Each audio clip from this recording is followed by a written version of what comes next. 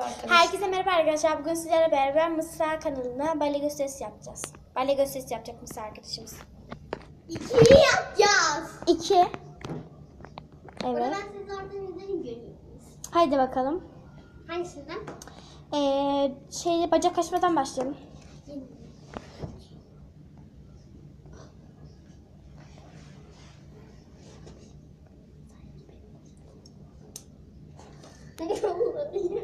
Arkadan onları izliyorum.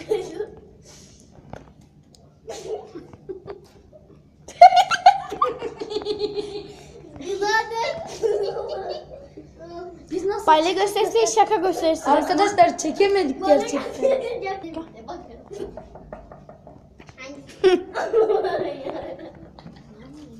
Hadi Mısra. Tamam birazcık. Bir şey. açayım. Evet, bacak aç. Çapraz aç. Aferin. Sana bacak Aferin. Ha, kolum yandı.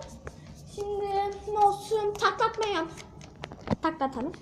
bacağını falan kırma Mısra.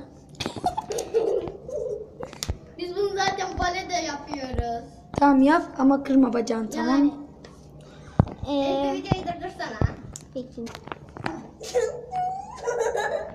Mısra Arkadaşlar gerçekten arkadaşlar bu kadar yeter. Abone olmayı, videomuzu beğenmeyi unutmayın. Yorumlarınızı hiçbir şey yapmadık arkadaşlar.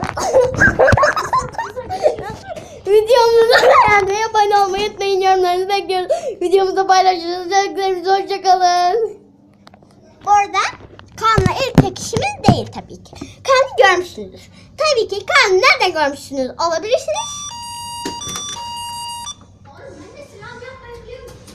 Hadi gel şimdi YouTube'a koyalım. Kaan tanıyorsanız eğer bize Evet abone arkadaşlar. olun. Zaten Kaan'ı tanıyorsunuz. Zaten şaka videolarında falan ortaya çıkıyordu. Her zaman ortaya çıkıyor zaten. Ya her zaman diyedim Arkadaşlar bir günde slime yapma videosu çekeceğiz. Ama benim oyun yeri almam lazım arkadaşlar. Evet. Neyse arkadaşlar hadi bakalım. Abone olmayı unutmayın. Sizi seviyorum. Hoşça kalın. Şimdi hadi bir donup kalsana Elif'ciğim. Hep bir güzel poz ver. Hatta sen beni çek ki. Tamam. Kapat. Beni çekerken kapat. Hayır geç oradan. Ben orada nasıl geçeyim? Sen şu tarafa geç en iyisi.